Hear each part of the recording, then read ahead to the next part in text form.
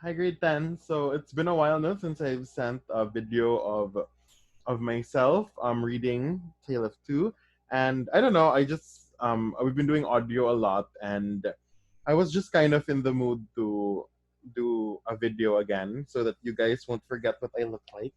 And also we're doing chapter 21, and chapter 21 is one of my favorite chapters. One of my favorite chapters, and I just decided that I would want you guys to see me sad while you read along. Okay? So, chapter 21, Echoing Footsteps. A wonderful corner for echoes. It has been remarked that corner where the doctor lived, ever busily winding the golden thread which bound her husband and her father and herself and her old directress and companion in a life of quiet bliss. Lucy sat in the still house in the tranquilly resounding corner, listening to the echoing footsteps of years. So in this chapter, guys, we kind of get a span of time. We're going to go through a span of time, a long span of time. We're kind of gonna get a fast forward of what happens, and this is also one chapter where half of it takes place in England and half of it takes place in France. So lately, Murag, throughout the whole book, we've been going back and forth, no? But this is the first chapter wherein we get half of it in England and half of it in France because it's getting closer and closer, guys, when these two worlds will collide na good. All right? At first, there were times that she was a perfectly happy young wife when her work would slowly fall from her hands and her eyes would be dimmed, for there was something coming in the echo, something light, far off, and scarcely audible. Yet that stirred her heart too much, fluttering hopes and doubts, hopes of a love as yet unknown to her, doubts of her remaining upon earth to enjoy that new delight, divided her breast. Among the echoes, then, there would arise the sound of footsteps at her own early grave, and thoughts of the husband who would be left so desolate, and who would mourn for her so much, swelled to her eyes and broke like waves. Okay? So there was a part of her life where Lucy almost died. Her life was in danger, and she could have died at a young age. Okay? That time passed. So it didn't happen. She didn't die, but there was a time ko no when Kuyao, her health was very compromised. That time passed and her little Lucy lay on her bosom. So the time that she was sick, it was because she was pregnant and she was gave birth to a daughter, little Lucy. So Darnay and Lucy had a baby girl and they called her little Lucy. Then among the advancing echoes there was the tread of her tiny feet and the sound of her prattling words. Let greater echoes resound as they would, the young mother at the cradle side could always hear those coming. They came, and the shady house was sunny with a child's laugh, and the divine friend of children, to whom in her trouble she had confided hers, seemed to take her child in his arms, as he took the child of old, and made it a sacred joy to her, ever busily winding the golden thread that bound them all together, weaving the service of her happy influence through the tissue of all their lives, and making it predominant nowhere, Lucy heard in the echoes of years none but friendly and soothing sounds. Her husband's step was strong and prosperous among them, her father's firm and equal. Lo, Miss Pross in harness of string, awakening the echoes as an unruly charger, whip corrected, snorting and pawing the earth under the plane tree in the garden. Even when there were sounds of sorrow among the rest, they were not harsh nor cruel. Even when golden hair like her own lay in a halo on a pillow round the worn face of a little boy, and he said with a radiant smile, "Dear Papa and Mamma, I am very sorry to leave you both, and to leave my pretty sister, but I am called and I must go." Those were not tears all of agony that wetted his young mother's cheek, as the spirit departed from her embrace that had been entrusted to it. Suffer them and forbid them not. They see my Father's face. O Father, blessed words. Okay, so they actually had a second child, a son, okay? And he died. All right. So again, we're kind of getting a fast forward, guys, of the lives of Lucy and Darnay. They had a daughter, little Lucy, and she got sick. See Lucy, mother got sick, almost died while giving birth to her, but she was okay. But then she had a second child, okay, and he died when he was still a child. So they didn't have Darnay and Lucy did not have a perfect life together. It was a life with a lot of joy but also a lot of sorrow. Thus the rustling of an angel's wings got blended with the other echoes, and they were not wholly of earth, but had in them the breath of heaven.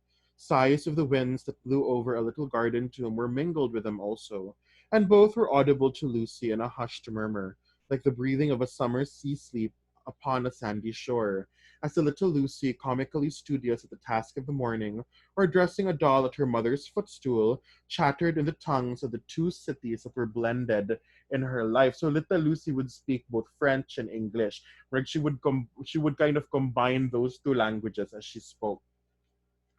The echoes rarely answered to the actual tread of Sydney Carton. Some half dozen times a year at most, he claimed his privilege of coming in uninvited, and would sit among them through the evening as he had once done often.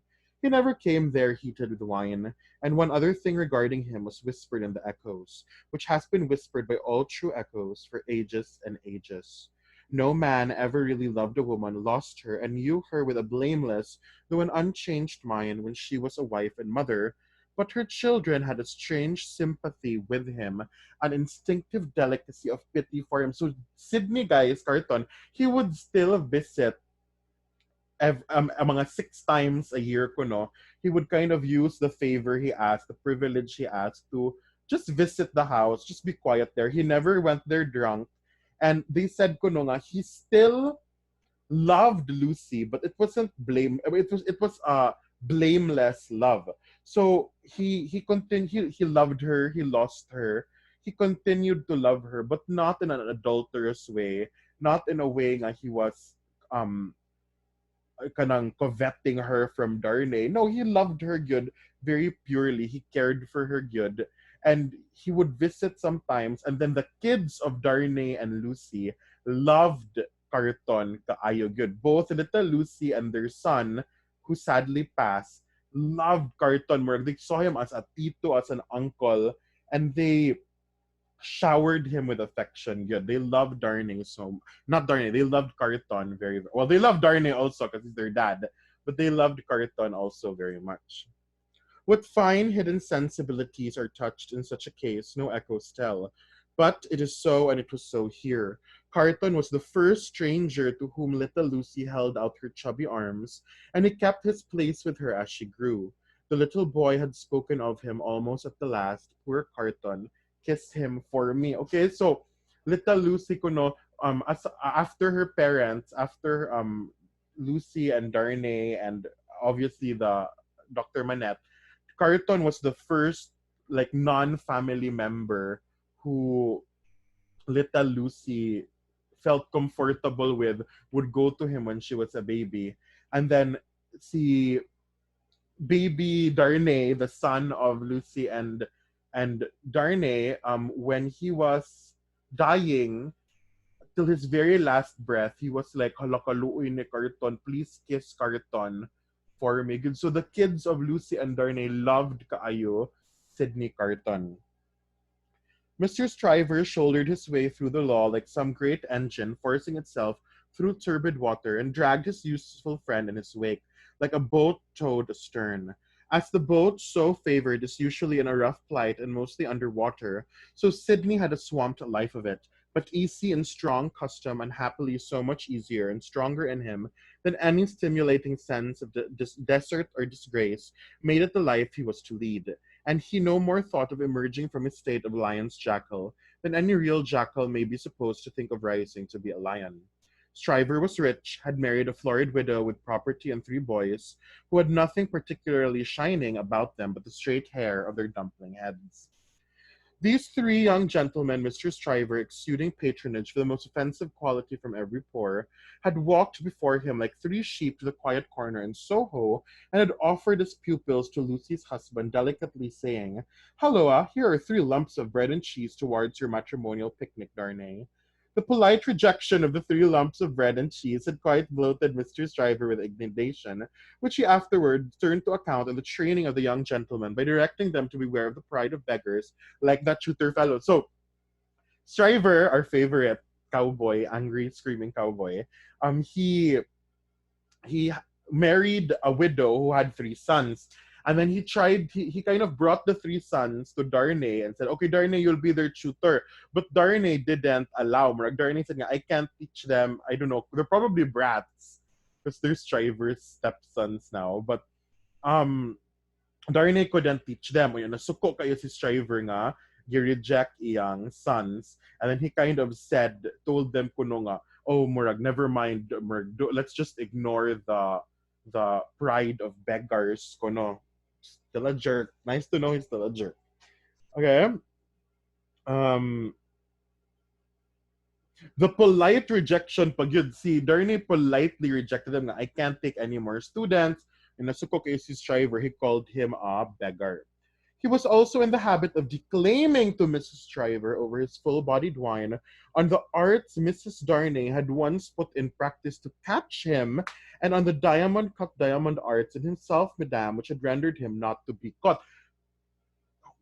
Why do I always get the annoying Stryver chapter? So Stryver said would talk to his wife nga, oh my gosh, you should have seen how hard Miss Lucy tried to catch me good. She did everything she could to get me as a husband, but I was just more maayo in not allowing myself to get caught by her.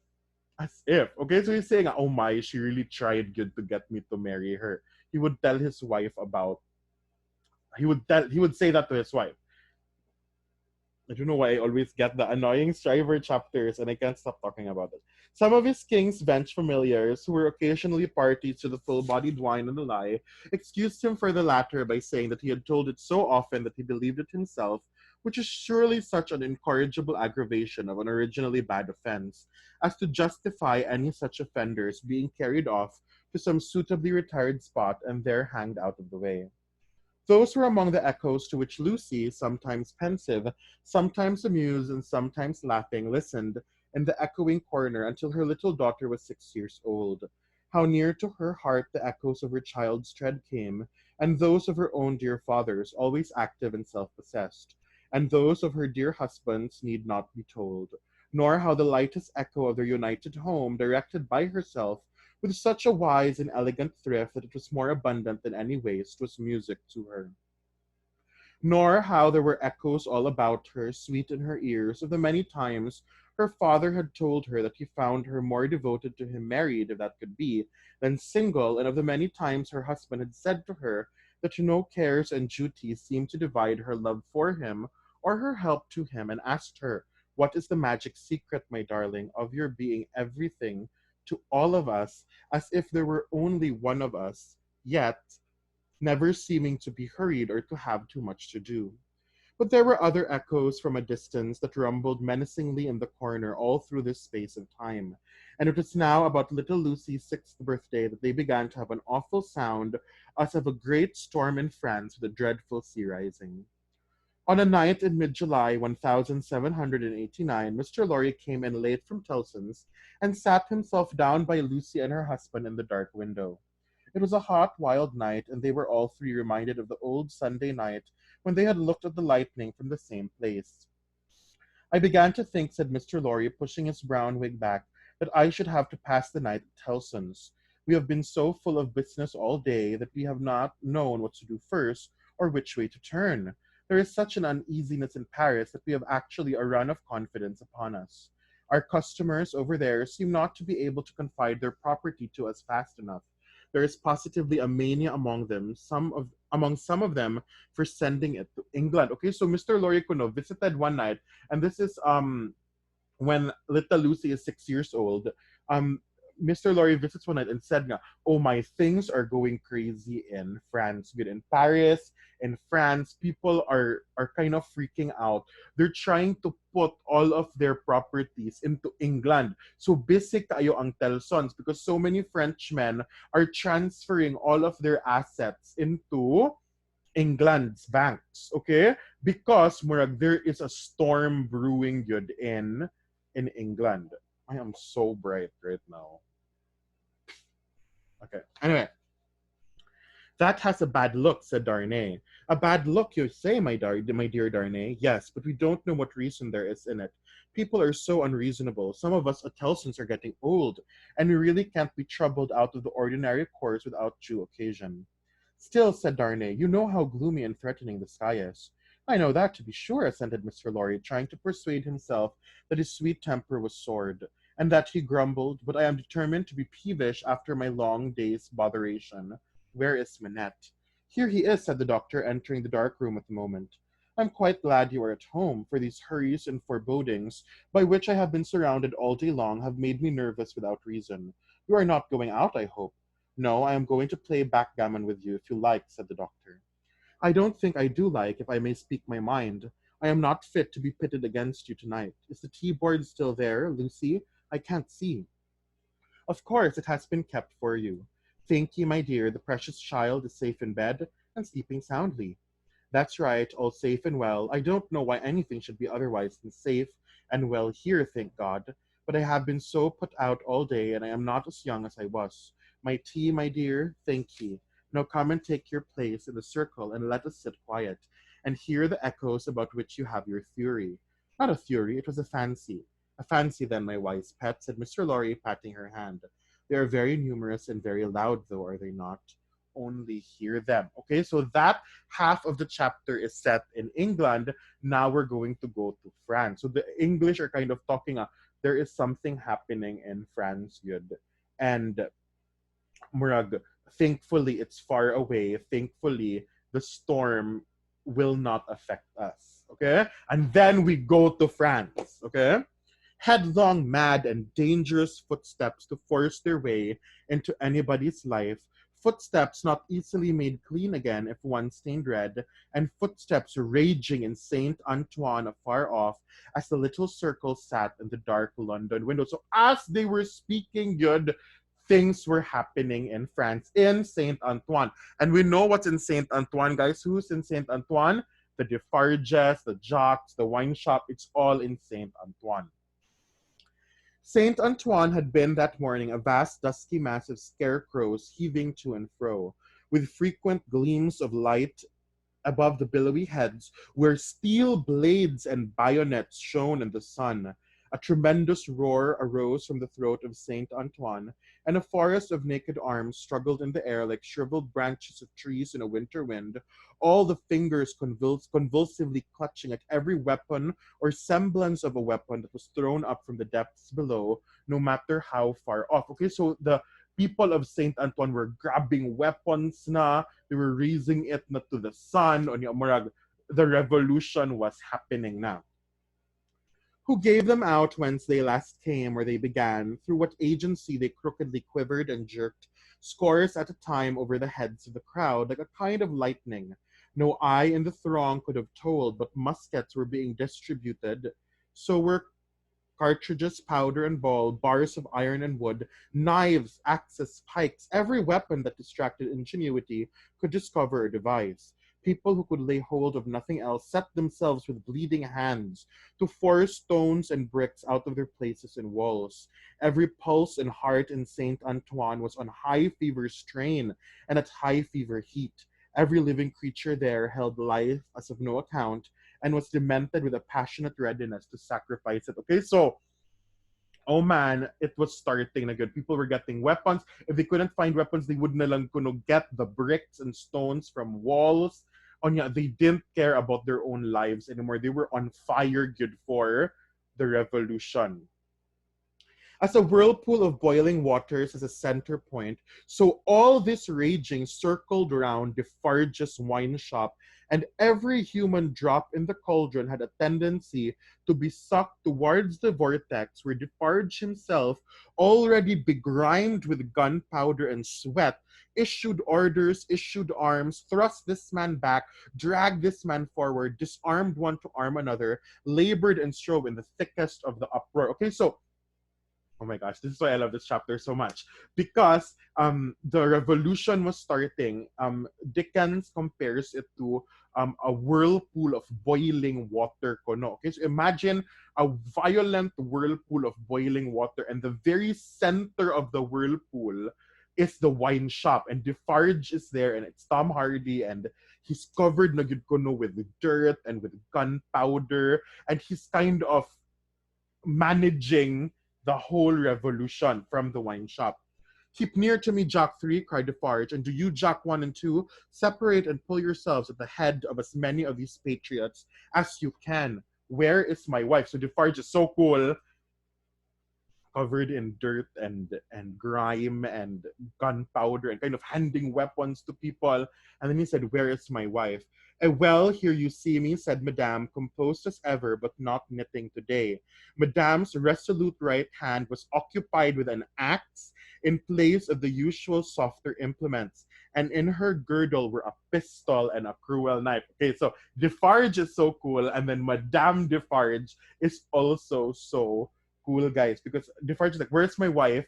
And then Madame Defarge is there, I'm here, and then she's holding an axe with one hand, and then there's a pistol and a dagger in like her belt. So cool. They're like the couple goals of the French Revolution.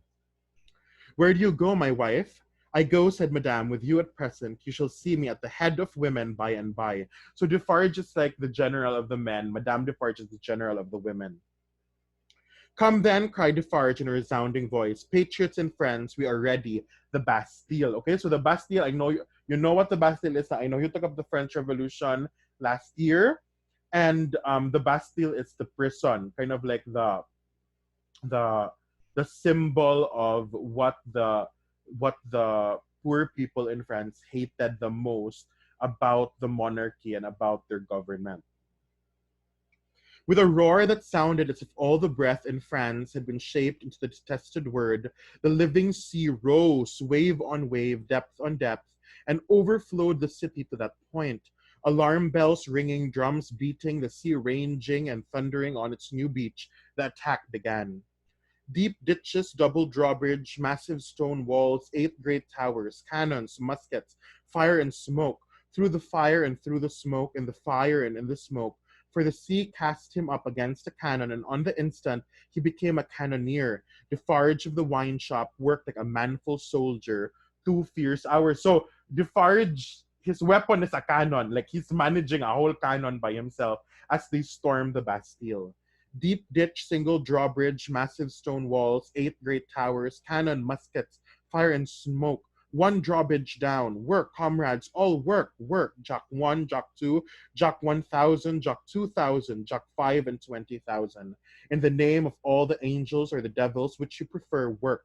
Thus Defarge of the wine shop, still at his gun, which had long grown hot. So, oh my gosh, it's so Dickens is so good at describing this action scene because it's fast, it's dirty, it's bloody, it's violent. Jock 1, Jock 1, Jock 2, Jock 1,000, Jock 2,000, Jock, how many were they? Jock 5 and 20,000. So there's 25,000 Jocks storming the Bastille, and Defarge is leading them all.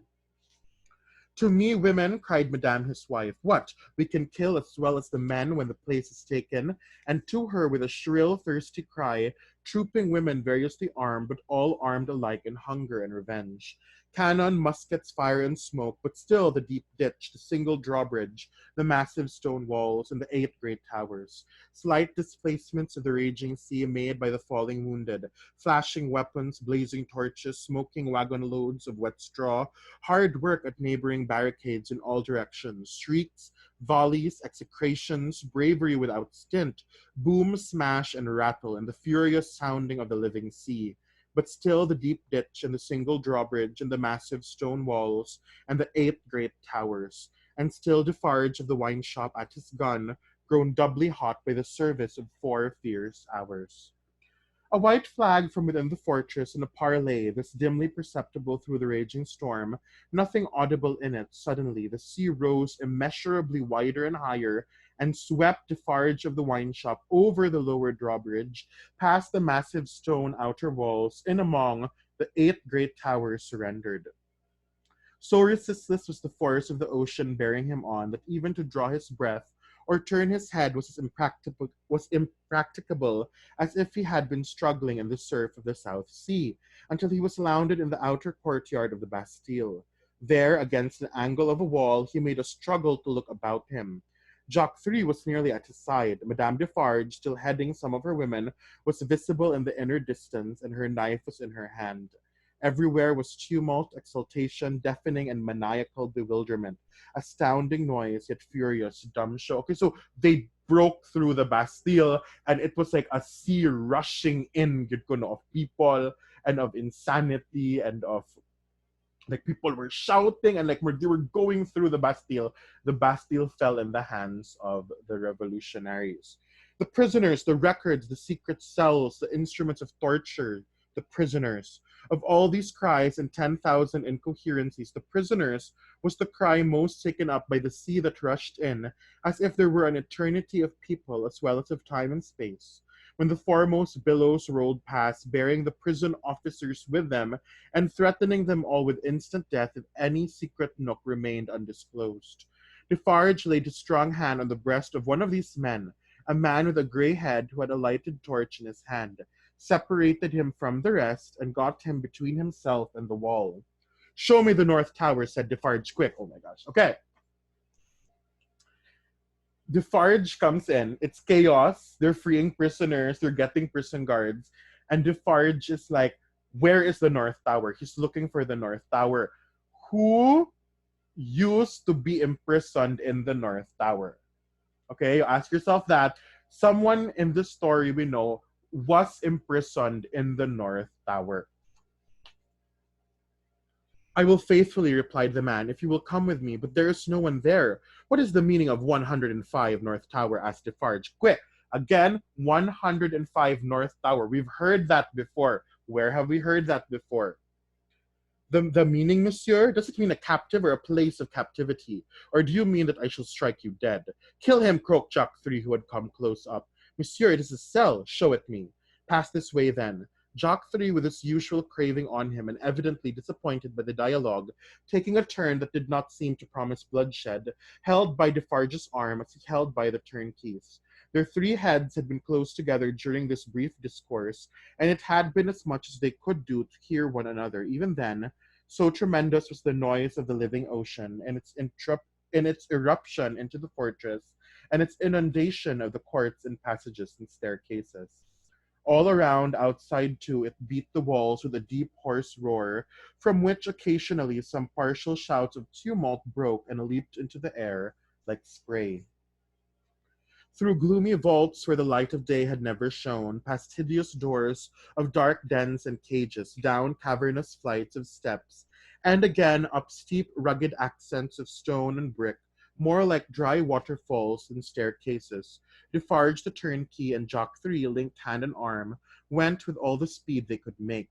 Here and there, especially at first, the inundation started on them and swept by. But when they had done descending and were winding and climbing up a tower, they were alone.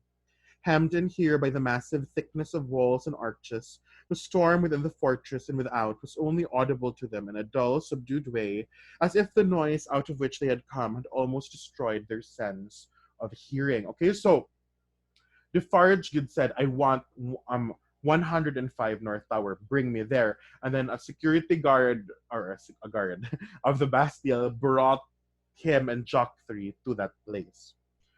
The turnkey stopped at a low door, put a key in a clashing lock, swung the door slowly open, and said, as they all bent their heads and passed in, 105 North Tower. There was a small, heavily grated, unglazed window high in the wall with a stone screen before it, so that the sky could only be seen by stooping low and looking up. There was a small chimney heavily barred across a few feet within. There was a heap of old feathery wood ashes on the hearth. There were a stool and table and a straw bed. There were the four blackened walls and a rusted iron ring in one of them. "Pass that torch slowly along these walls, that I may see them," said Defarge to the turnkey.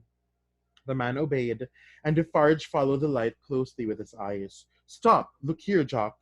"A.M.," croaked Jacques Three as he read greedily. "Alexander Manette." Oh my gosh.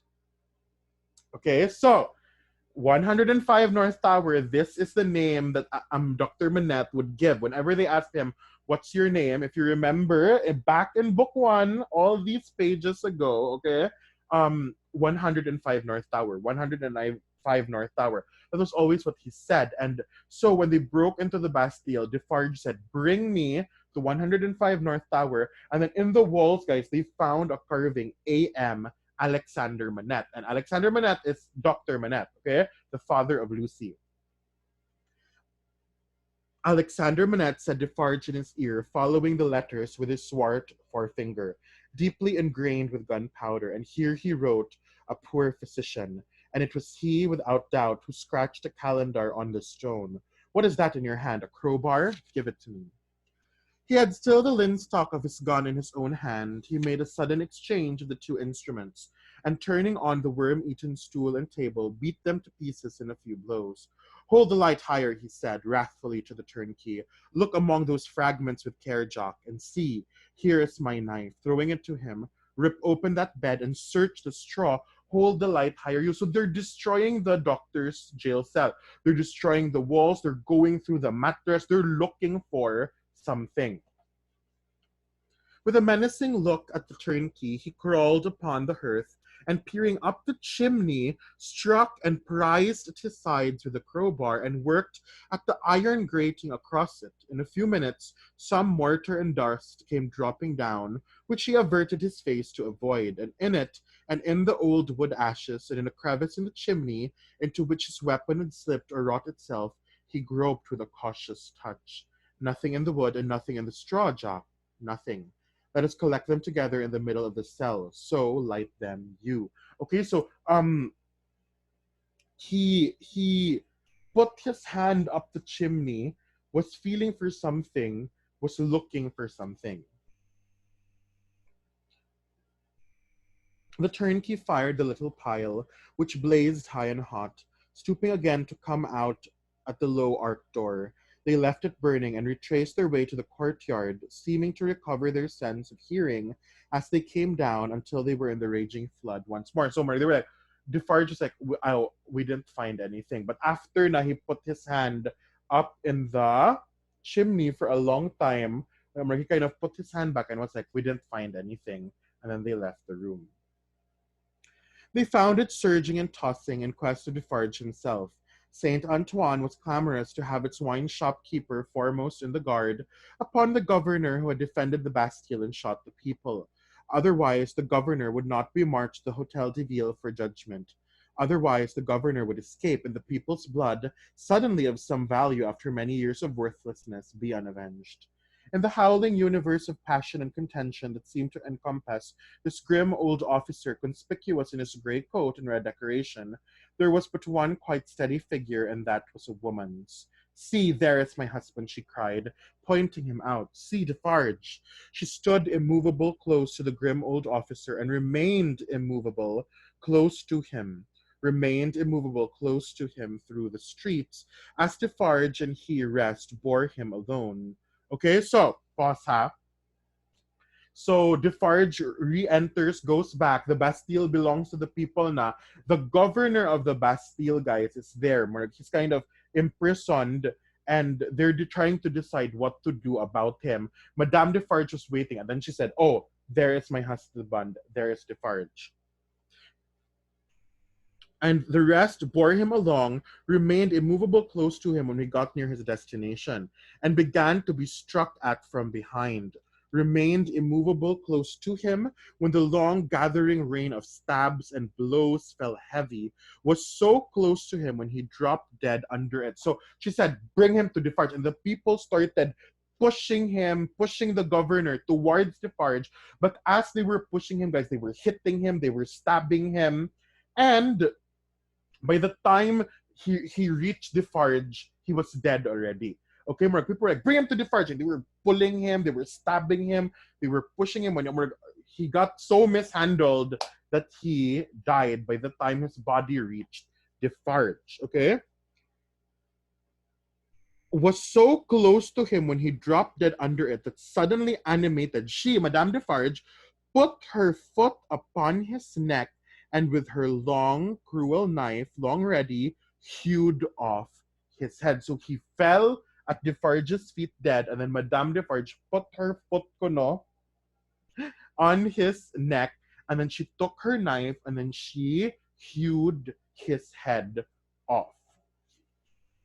Oh man. The hour was come when Saint Antoine was to execute his horrible idea of hoisting up men for lamps to show what he could be and do. Saint Antoine's blood was up, and the blood of tyranny and domination by the iron hand was down. Down on the steps of the Hotel de Ville, where the governor's body lay, down on the sole of the shoe of Madame Defarge, where she had trodden on the body to steady it from mutilation.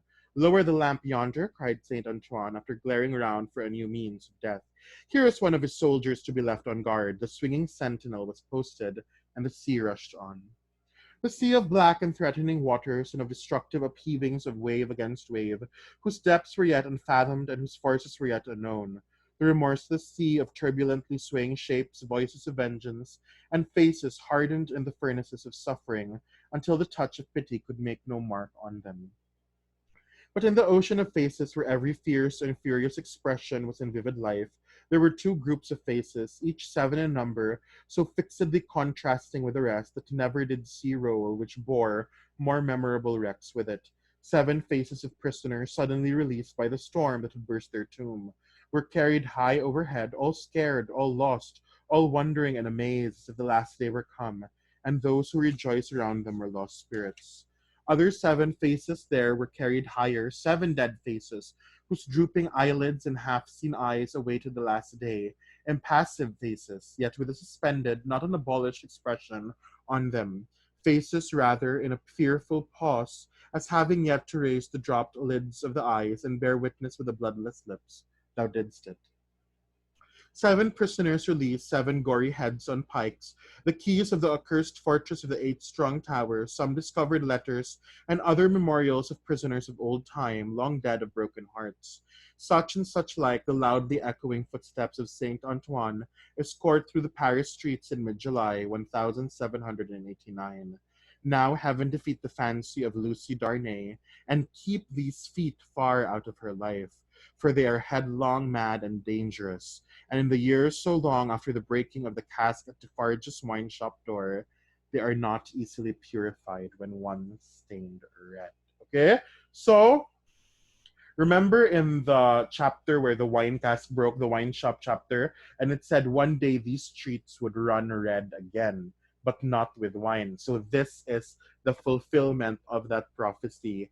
Blood is running through the streets of Saint Antoine. Good. And the symbolism, guys, no, Dickens said there were 7 prisoners, 7 heads cut off and put on spikes. That's very the number 7, it's a very biblical number. It's a number that's brought up a lot in the book of Revelations. And the reason why Dickens is using it as a metaphor now, it's a symbol. It's as if it was like the apocalypse. It's as if it was like the end of the world. That's what it felt like for both the prisoners and the prison guards who were killed. So the symbol of 7, it's a very Book of Revelation symbol, and Dickens is using that for this chapter as he ends it. Yeah, it's as if it's the end of the world, and then we get a good kind of this throwback prophecy from the wine shop, which was still in book 1, about the streets running red, and it's come to pass already. So, oh my gosh, it's just this book, it's just good writing, good. So Teacher Kara will do chapter 22. You'll see me again for chapter 23. Okay? Bye, guys.